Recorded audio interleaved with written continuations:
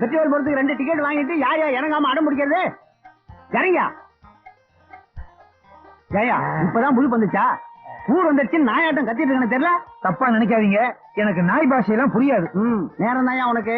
உன் கூட இன்னொருத்த வந்தானே, எங்க பஸ்ல தண்ணி அடிக்கிறானா? பின்னால வர்றாரியா? தண்ணி அடிக்கிற நினைப்புல இருங்க. தலைய பாரு, மண்டபத்துக்கு முடி மனுஷன் மாதிரியே இருக்கு. இறங்கய்யா. ஏங்க இப்படி வாய் வீய கத்துறதுக்கு கையில இருக்கிற விசில வாயில வச்சு அடிச்சு இறங்கி இருக்க மாட்டான்? கிழிச்சிருவீங்க. எங்களுக்கு தெரியும் எங்க எப்போ எப்படி விசில் அடிக்கணும்னு. இதுக்குதான் விசில் அடிக்க தெரியாதுங்க, கையெல்லாம் விசில் கொடுக்கூடாதுங்கிறது. யோ, யார பார்த்து விசில் அடிக்க தெரியாதுன்னு சொன்னேன், இப்ப அடிக்கிறேன் பார். சின்னதா அடிங்க, பெருசா அடிங்க. ஏங்கப்பா, விசில் அடிக்கிறது எப்படி உங்களுக்கு தான் கத்துக்கணும்.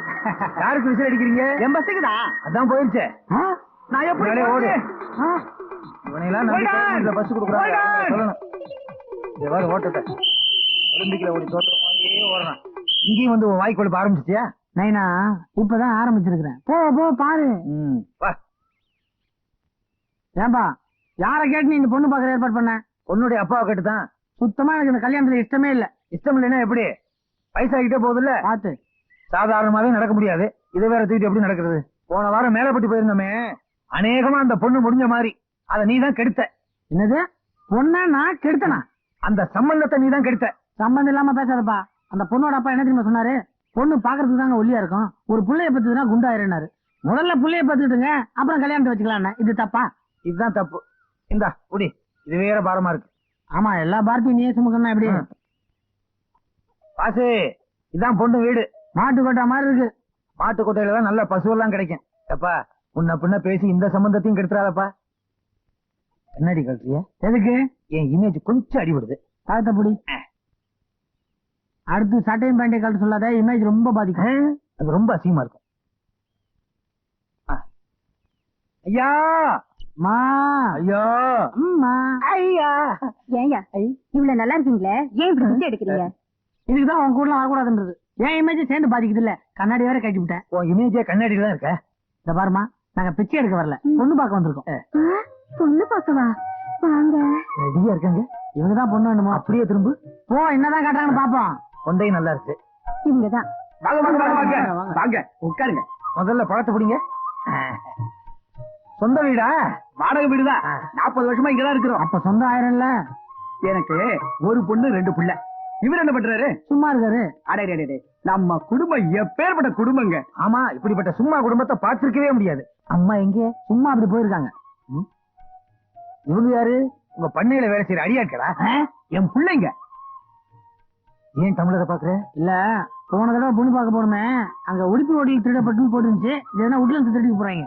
அப்போ நாங்க என்ன திருட்டு குடும்பமா? உங்க குடும்பம் தான் சும்மா குடும்பமாச்சே. ஏற்கனவே ஒரு குடும்பத்துக்கு போயிருந்தோம், அதான் திருட்டு குடும்பம்.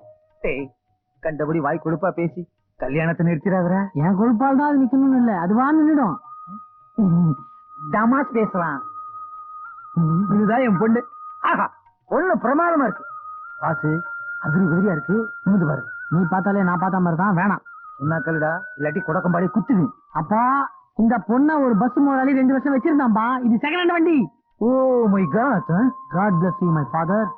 God bless you.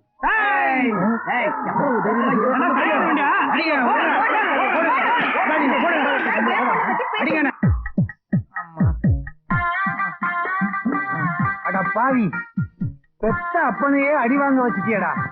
எனக்கு 2வது கல்யாணம் நடக்க விடாம ஆக்கிட்டியடா பாவியே.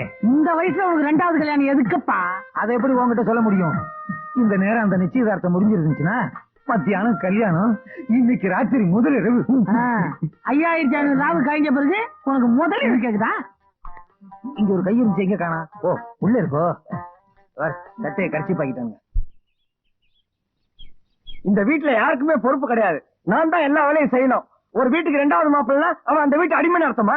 ஏன் இப்படி சலிச்சுக்கிறீங்க? பின்ன என்னடி, கடிகாரம் நின்னு போயிருக்க, யாருக்காவது சாவி கொடுக்கணும்னு தோணுச்சா? அதான் உங்க அக்கா புருஷன், இந்த வீட்டு மூத்த மாப்பிள்ள. அவன் எப்ப பார்த்தாலும் மாமனாருக்கே சாவி கொடுத்துருக்கான ஒழிய கடிகாரத்துக்கு சாவி கொடுக்கறது காணும்.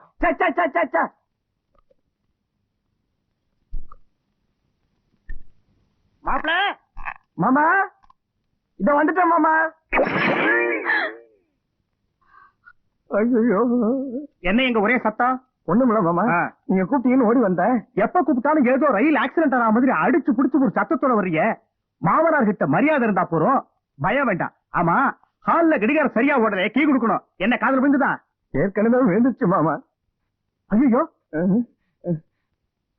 கடிகாரம் எப்படி உடைஞ்சது? என் மேல தப்பு ஒண்ணும் இல்ல மாமா. மாமா மாமா இதுதான் மாமா கடிகாரம். நான் இப்படி புடிச்சுக்கிட்டு சாவி கொடுத்துக்கிட்டே இருந்தேன் மாமா. அங்க இருந்து பாஸ்கர்னு உங்க குரல் கேட்ட உடனே பயந்த அவசரத்துல அங்கேயே வச்சுட்டு ஓடி வந்தேன் மாமா. அட,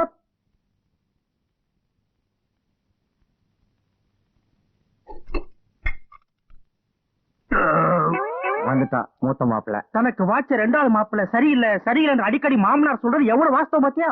உனக்கு கொஞ்சமாவது அறிவு இருக்கா? சும்மா இருங்க. என் தங்கச்சி வீட்டுக்காரரை குறை சொல்லணும்னா உங்களுக்கு பொழுதே போகாத. என்னம்மா சொல்ற நீ? கடிகாரத்தை போட்டு உடைச்சிட்டு அது எப்படியா உடைஞ்சதுன்னு கேட்டா பக்கத்துல இருக்க ஜாடியை போட்டு உடைச்சு இப்படிதான் உடைஞ்சதுன்னு சொல்லுதே. இது ஒரு ஜென்மமா? சகல எப்ப வருவான், சண்டே எப்ப ஆரம்பிக்கலாம்னு வந்துட்டேன் மொத்த மாப்பிள்ள. பாஸ்கரா, இந்த வீட்டோட வழக்கம் என்னன்னு தெரியுமில்ல? தெரியும். மாமனார்கிட்ட அடிக்கடி நீ என்ன காட்டி கொடுப்ப, அவர் என்ன திட்டுவார். நான் அதை சொல்லல. மாமா சாப்பிட்டதுக்கு அப்புறம் தான் நாம எல்லாரும் சாப்பிடணும். அவர் வருவாரியா திருக்கழுக்குன்ற கழுகு மாதிரி 12 மணிக்கு? அது வரைக்கும் என்ன வயித்த காயப்பட சொல்றியா? அதுக்காக கொஞ்சம் கூட மரியாதை இல்லாம அவருக்குன்னு எடுத்து வச்ச டிஃபனை நீ சாப்பிடுறதா? இங்க பார், மாமனாருக்கு ஜாலரா அடிக்கிறதுனா நீ அடி, என்ன அதுக்காக சுருநாய் மாதிரி நடத்தாத. மாமா, உஷா, நீ கடைக்கு போயிட்டு வரப்போ எனக்கு வேண்டிய எல்லா மருந்துகளையும் மறக்காம வாங்கிட்டு வா. என்ன மாப்பிள, என்ன சமாச்சாரம்? ஒண்ணு இல்ல மாமா, உங்களுக்கு உடம்பு சரியில்லைன்னு டாக்டர் சொன்ன மாதிரி உப்பு இல்லாம பச்சைமா டிஃபன் பண்ணி வச்சிருந்தேன். அதை சின்ன மாப்பிள சாப்பிட்டுட்டு என்னையா டிஃபன் இது, சொரி நாய் தான் சாப்பிடுன்னு சொல்றாரு மாமா. அப்படியா சொன்னீங்க? உங்களை நான் சொரி நாய்னு சொல்லவே இல்லை மாமா. சொரி நாய்னா தெரு தெருவா சுத்தம், நீங்க அப்படியா சுத்துறீங்க? சொரி நாய்னா எச்ச சொத்துக்கு அலையும், நீங்க அப்படியே அலையுறீங்க. சொரி நாய்னா விளக்கு கம்பத்தை பார்த்தா ஒரு காலை தூக்கிட்டு நிக்கும், நீங்க அப்படியா தூக்கிட்டு நிக்கிறீங்க. சொரிநாய்க்கு மாப்பிள்ளைங்க கிடையாது மாமா, உங்களுக்கு 2 மாப்பிள்ளைங்க. இப்ப சொல்லுங்க, நீங்க சொரிநாயா? போக நிறுத்து. இப்பவே 10 தடவைக்கு மேல சொரிநாய்னு சொல்லிட்டேன். எனக்கே லேசா அங்கங்க அரிக்கிற மாதிரி இருக்கு. சரி, இதுல பணம் இருக்கு. கிண்டியில இருக்கிற நம்ம ஃபேக்டரி மேனேஜர் கிட்ட இதை கொடுத்து எல்லாருக்கும் சம்பளத்தை கொடுக்க சொல்லு. சரிங்க மாமா.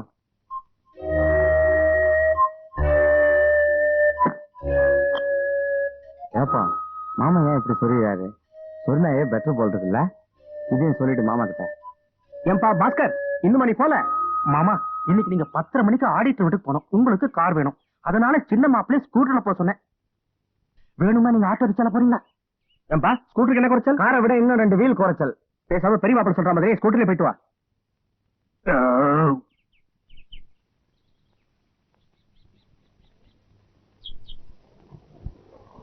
மாப்பிள்ள, முட்டாள்தனமா ஹெல்மெட் இல்லாம போகாதீங்க, அதை போட்டுக்கிட்டு போங்க. போட்டிருக்க ஹெல்மெட் எல்லாம் தேவைதான்.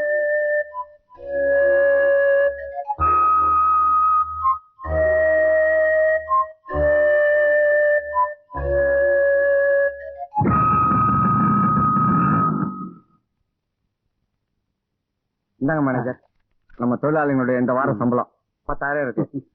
10,000. என்ன சார், பணம் இருக்கு, நீங்க வெறும் பெட்டிதான் இருக்கு. என்னது, பணத்தை காணோமா? இதை இங்க கொண்டுட்டு வரும்போது பணம் எதிர இருந்ததா? திறந்து பார்த்து தானே எடுத்துக்கிட்டு வந்தேன். இப்ப இல்லையே. இப்ப நான் என்ன பண்ணுவேன்? வேண்டாத மருவப்புள்ள கைப்பட்டா குத்தம் கால்பட்டா குத்தம்னு ஏற்கனவே மட்டமா நடத்துறானுங்க. இந்த விஷயம் தெரிஞ்சா மூட்டை கட்டி மூலிகை தூக்கி வச்சிருவானுங்க. இப்படி 10,000 பறி கொடுத்துட்டு வந்திருக்கிறிய, பணத்தோட அருமை தெரியுமா உனக்கு? அருமை தெரிஞ்சுதானே பத்திரமா கையில எடுத்துட்டு போனேன். நான் என்ன வேணும்ட்டாவா தொலைச்சேன்? அங்க போய் பொட்டியை திறந்து பாக்குறேன், பணம் இல்ல. இது பாருங்க, இங்க வாங்க. நீங்க ஸ்கூட்டர்ல தானே போனீங்க, எப்படி போனீங்க? டாப் கியர்ல டர்ன்னு போனேன். அதை கேக்கல, வழியில எங்காவது நிறுத்தினீங்களா? வழியில எங்கேயும் நிறுத்தல, சிக்னல்ல கூட நிறுத்தாம நேரம் அடிச்சுக்கிட்டே போனேன். அது தனியா ஓவர் ஸ்பீட் கேஸ் வரும், கண்டுக்காத. அங்க என்ன பொண்டாட்டி கிட்ட தனியா பேச்சு பண்ணி கிடக்கு, எனக்கு பதில் சொல்லு. விடுங்கப்பா, 10,000 ரூபாய் தொலைஞ்சதுனால நீங்க ஏழை ஆயிட மாட்டீங்க. வாஸ்தவம் தாமா, இதையே பெரிய மாப்பிள்ளை கிட்ட கொடுத்திருந்தா பணம் நிச்சயமா தொலைஞ்சிருக்காது. மாமா, இந்தாங்க பணம் கிடைச்சிருச்சு. மூர்த்தி, மூர்த்தி, என் வயிற்றுல பால் தேடி எல்லாத்தையும் வாத்துட்டப்பா. நீ பாக்குறதுக்கு தான் பலா, பழகிறதுக்கு நல்லா. மாமா, இப்ப என்ன சொல்றீங்க? இப்படித்தான் காந்தி, இயேசு, சாக்ரட்டிஸ் எல்லாரையும் அவசரப்பட்டு கொண்டுட்டானுங்க. மூர்த்தி, பணம் எங்கிருந்து கிடைச்சது? வடிவேலு கொடுத்தா. எந்த வடிவேலு? ரேஸ் கோர்ஸ் புக்கி, ரொம்ப நல்லவன். நீ ரேஸ் ஆடுறதுக்காக அவங்கிட்ட கொடுத்த பணத்தை அதை அப்படியே திருப்பி என்கிட்ட கொடுத்துட்டான். ஐயோ, நான் கொடுத்தா? மாப்பிள்ள, என்ன சொல்றீங்க? கொஞ்சம் விவரமா சொல்லுங்க.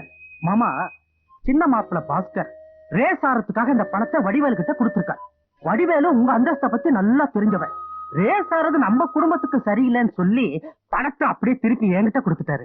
மாமா வடிவேல் யாருன்னு எனக்கு தெரியாது மாமா. இத பாருங்க, அழுகி நிறுத்தி தொலைங்க. இந்த ரேஸ் எத்தனை வருஷமா நடக்குது? ரொம்ப வருஷமா நடந்துட்டு இருக்கு மாமா. இப்பதான் கொஞ்ச நாளா கோர்ட்டு கேஸ் நிறுத்தி வச்சிருக்காங்க. அத பத்தி கேட்கல, நீங்க எத்தனை வருஷமா ஆடுறீங்கன்னு கேக்குறேன். நான் குதிரைய பார்த்தது கூட கிடையாது மாமா. சரியாக குத்துதெல்லாம் செஞ்சுதான் சொல்றாங்க. மாப்பிள, நீங்க தான் என் குடும்ப கௌரவத்தையே காப்பாத்திட்டீங்க. இத பாருங்க, உங்களை நான் நம்ப மாட்டேன். நீங்க தப்பு பண்ணலைன்னா தைரியமா எங்க அப்பா கிட்ட சொல்ல வேண்டியதானே? அதான முடியல. ஒவ்வொரு தடவையும் மாமா கிட்ட பேசலான்னு போகும்போது என் வாய் அடிச்சு போகுது, குரல் எழும்ப மாட்டேங்குது. இந்த வீக்னஸ் அந்த மூர்த்தி பைய பயன்படுத்திக்கிட்டு என்ன சுத்தி சுத்தி அடிக்கிறான், மட்டம் தட்டுறான். சுயேட்சா நிக்கிறதுனால தானே என்ன மட்டம் தட்டுறான். கூடிய சீக்கிரத்துல கூட்டணி அமைக்கிறேன், அவன் கொட்டத்தை அடக்கிறேன். என்னங்க இது? எனக்கு ஒண்ணும் புரியல, ஒரே குழப்பமா இருக்கு. கூட்டணினாலே குழப்பமா தாண்டி இருக்கும். உன் தங்கச்சி உஷா தாண்டி எனக்கு துருப்பு சீட்டு, அவ அழகு தாண்டி மூலதனம். அவளை வச்சு வேலையை ஆரம்பிக்கிறேன், திருவான்மியூர்ல இடம் பாக்குறேன். ஐயோ, ஜெயில போட்டுருவாங்க. வெயில்ல வர ஏண்டி உஷாவுக்கு கல்யாணம் பண்ணலாம்னு சொன்னேன்டி. மூர்த்திய மூளையில உட்கார வைக்கிறோம்னா உஷா கல்யாணம் தான் ஒரே வழி. சகல, நீ எங்கடா இருக்க?